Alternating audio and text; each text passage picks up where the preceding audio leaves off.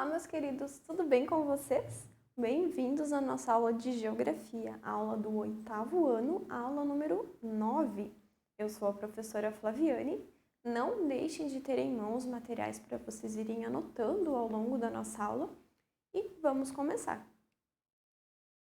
Hoje nós vamos falar um pouco sobre os fluxos migratórios, né? Qual que é o nosso objetivo?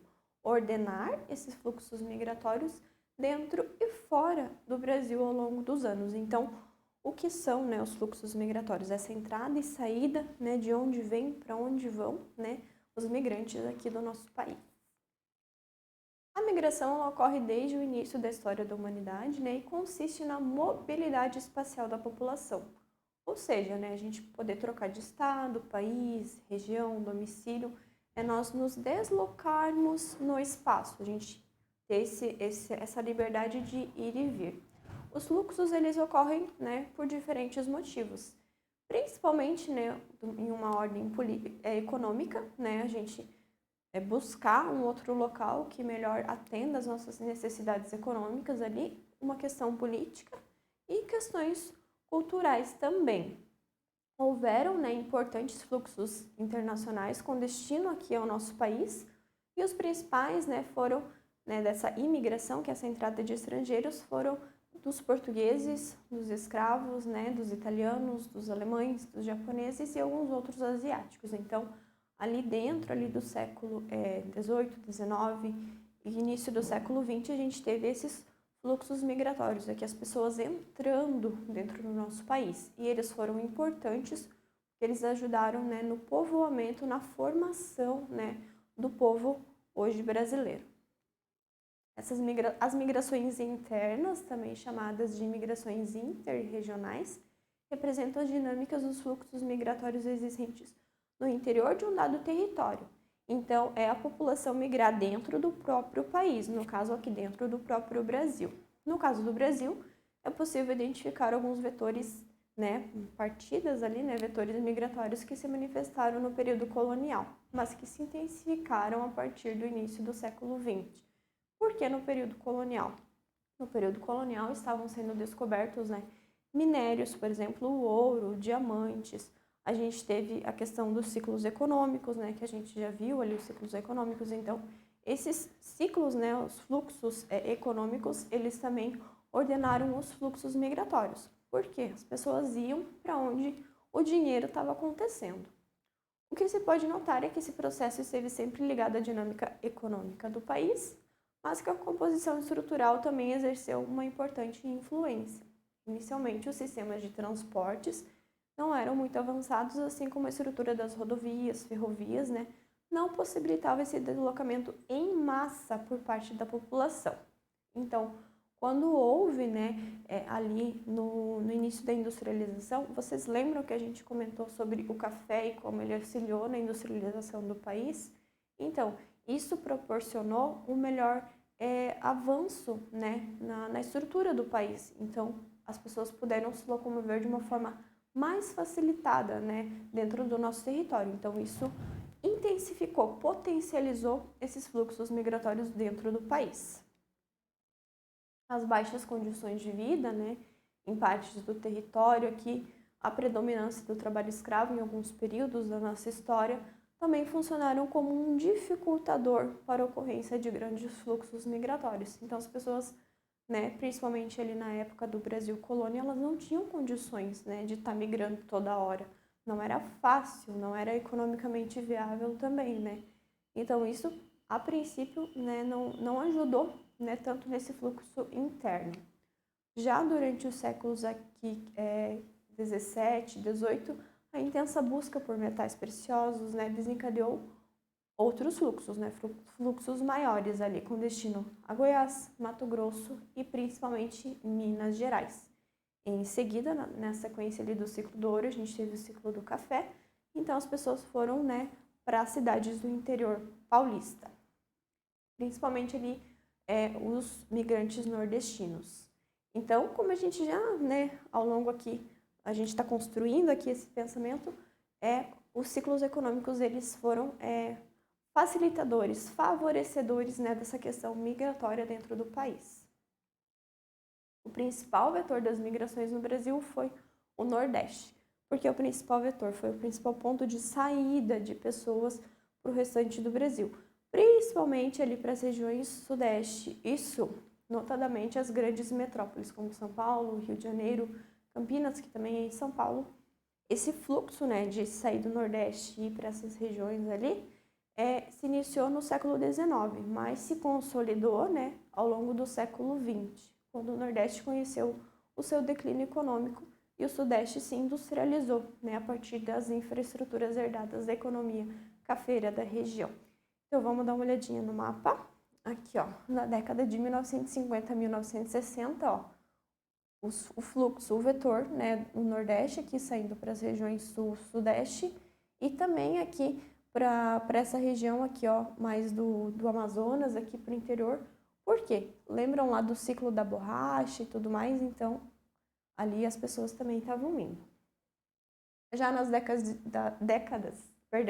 de 1960 e 1970, a gente vê também aqui, ó, ainda continua esse fluxo do Nordeste ali para o Sul e Sudeste, mas nós vemos aqui um movimento da região Sul indo aqui para a região do Mato Grosso. Por quê? Essa região não era povoada, ela era pouco habitada. Então, grandes extensões de terra as pessoas foram para lá, né? Para o cultivo de monoculturas ali e até na criação extensiva de gado. Já nas décadas aqui de 1970 e 1980, continua, né, um grande fluxo aqui para o sul e para o sudeste da região nordeste, mas nós vemos a intensificação aqui também, ó, para a região do Amazonas, aqui para a região do Mato Grosso. Esse vetor migratório ainda existe, mas ele começou a diminuir em 1980. No caso, o vetor migratório seria, relembrando aqui, a saída do Nordeste e indo ali para a região Sul-Sudeste, tá? Essa transformação, né, essa diminuição, ela se explica com a recuperação econômica do Nordeste e além da própria industrialização dele. Além disso, as ofertas de emprego no setor industrial do Sudeste vêm diminuindo, né, graças à migração dessas indústrias para o sul, né, do país, mais para o interior, né, do território brasileiro, acontecendo essa descentralização, né, essa desconcentração industrial, que antes ela era principalmente ali no estado de São Paulo, então essa desconcentração, então a indústria ela se espalhou mais pelo território, né? E pelo fato do setor industrial oferecer menos empregos em razão do crescente processo de implementação, né, de novas tecnologias no campo produtivo. Então foram alguns fatores que foram fazendo com que diminuísse, né, esse fluxo migratório Nordeste-Sudeste. A região Centro-Oeste, então, surge como um destino migratório, como a gente viu ali no mapa anterior, lembram? As políticas públicas de ocupação e desenvolvimento, né, dessa porção ali do Centro-Oeste do Brasil intensificaram essa questão da migração ali para aquele local. E entre as principais, né, medidas, entre os principais fatores atrativos, né, para essa região estão a construção, né, de Goiânia, a construção de Brasília, a expansão da fronteira agrícola, né, então o aumento ali da questão da agricultura ali e o investimento na infraestrutura. Já a região norte passou a atrair migrantes a partir da abertura de estradas como a de Belém-Brasília, então uma ligação que não existia antes, ela foi aberta, então facilitou esse fluxo, né? E da criação da Zona Franca de Manaus, que é uma região bem industrializada ali de Manaus. Às vezes, né, se você pega algum eletrônico e dá uma olhadinha ali nos selos que tem ali de identificação, tá ali, produzido no Polo Industrial de Manaus. Então, vem dali. E nas últimas décadas, né, a urbanização ela avançou pelo Brasil, né, melhorando a nossa infraestrutura de transporte, comunicação, energia, né, e favorecendo a geração de emprego em locais que até então não eram tão desenvolvidos. Então, o desenvolvimento ele acaba ficando mais homogêneo ao longo do território, né? E como principal motivação para a migração é a busca por melhores condições de trabalho, à medida que ocorre uma distribuição mais equilibrada, né, dessas ofertas de trabalho e de condições ali físicas, né, de infraestrutura do território, a busca, né, por outro lugar por outros lugares para morar, ela tende a cair. Então, conforme a sua região, o seu próprio local, ele vai evoluindo, vai melhorando, você deixa de pensar em sair dele, porque as condições elas já são mais favoráveis. Já entre 1995 e 2000, 3,4 milhões de pessoas trocaram a região onde nasceram por outra, realizando uma migração interregional. Então, ali, ó, no início dos anos 2000, tá? Já entre 2005 e 2010, esse número baixou para 3 milhões. Então, a gente teve ali 400 mil pessoas que já não migraram. Então, esse fluxo já foi diminuindo justamente porque as condições de infraestrutura, trabalho, né, econômicas, elas vão melhorando ao longo do tempo. Aqui, fluxos migratórios no Brasil na década de 2000. Observa-se um maior retorno dos migrantes que estavam em São Paulo, né, para o Nordeste. Então, aqui a gente já tem o fluxo inverso. Lembram que antes eram os nordestinos vindo principalmente para São Paulo, não existia essa migração de retorno. Hoje em dia ela já acontece. E nos últimos anos houve um aumento da entrada de imigrantes no Brasil. Então, as pessoas vindo aqui para o Brasil. E foi, né, esse fenômeno foi provocado pelo crescimento econômico que o Brasil aconteceu, né, que ele vislumbrou ali nos anos 2003 até 2012, o que nos tornou, né, um país atraente para os nossos vizinhos, né, mas também devido a alguns problemas, né, que esses países vêm enfrentando, né, crises econômicas, crises políticas, e como o Brasil, querendo ou não, ainda é um país bem estável, a gente não tem grandes crises, não tem guerras, conflitos, coisas que sejam repulsivas, né? Ainda é um país bem atrativo para os nossos vizinhos aqui. A tendência é que essas migrações atuais aqui no Brasil, elas continuem aumentando, sobretudo, né, de populações vindas, né, de uma precária situação econômica, além de povos, né, que são marcados por grandes conflitos, né, como ali para os povos da Palestina. Então, aqui, ó, migração e refúgio no Brasil. As principais nacionalidades que entraram aqui no Brasil, né, por questões de imigração, né, querendo buscar novas condições, ou até refúgio buscando refúgio por quê? Porque no país de origem existe algum tipo de conflito. Então, as principais nacionalidades entre o ano de 2012 e 2018, os haitianos, os bolivianos, venezuelanos, colombianos, os argentinos, os chineses, os portugueses e os peruanos são os principais que entraram aqui, os principais imigrantes, tá? E em 2018 já, ó, os venezuelanos, aqui a gente tem até 2018. Já em 2018 esse quadro se inverte um pouco, ó. Os venezuelanos, eles aparecem em primeiro lugar, devido àquela crise humanitária que está acontecendo na Venezuela, né? Não existe emprego, não existe alimento, não existe condições, né, de sobrevivência no país, então eles estão fugindo de lá. E o Brasil é um dos principais destinos para eles. E aqui os demais, né, como vocês podem observar ali. A expansão dessas migrações, ela vem acompanhada por alguns fatores, né?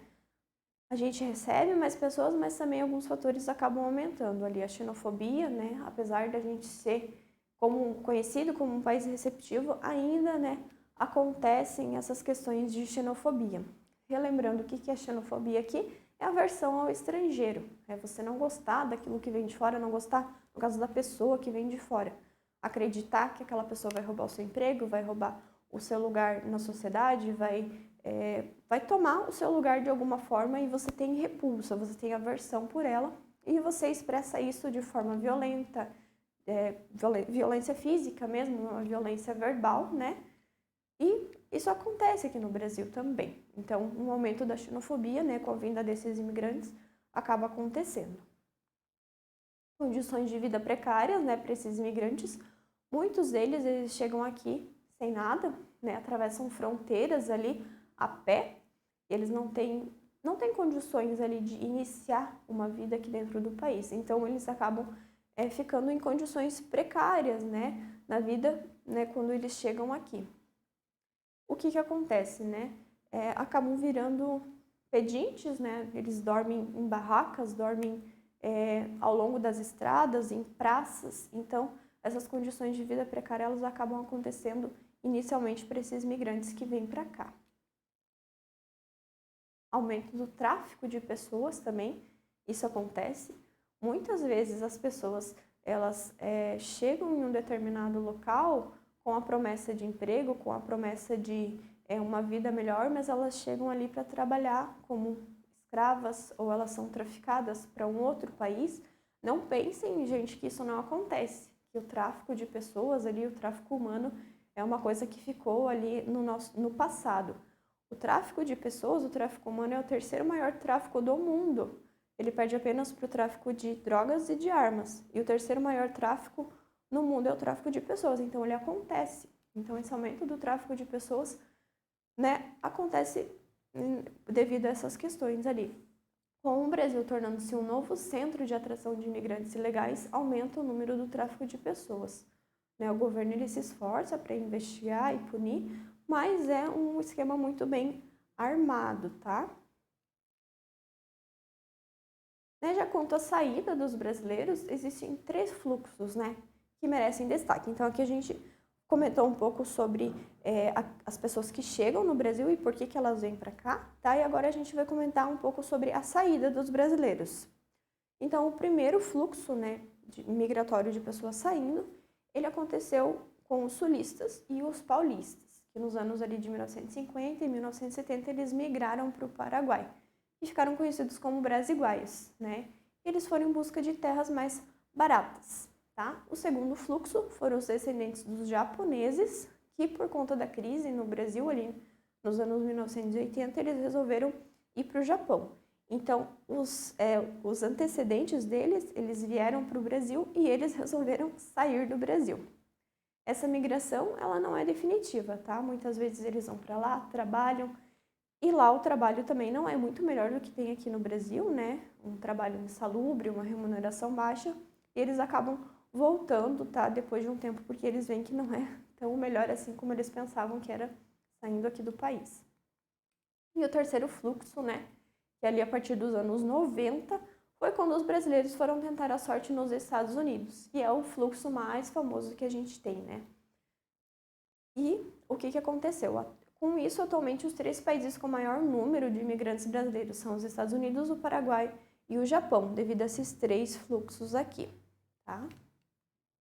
Então é isso, pessoal. Hoje a gente comentou um pouco sobre os fluxos migratórios, as pessoas, elas caminhando, migrando, se movimentando dentro do país, as pessoas que vêm para cá, os brasileiros que saem daqui. Então, esses são os fluxos migratórios. Não deixem de fazer as atividades, não deixem de revisar aqui o conteúdo e nós nos vemos na nossa próxima aula. Tchau, tchau!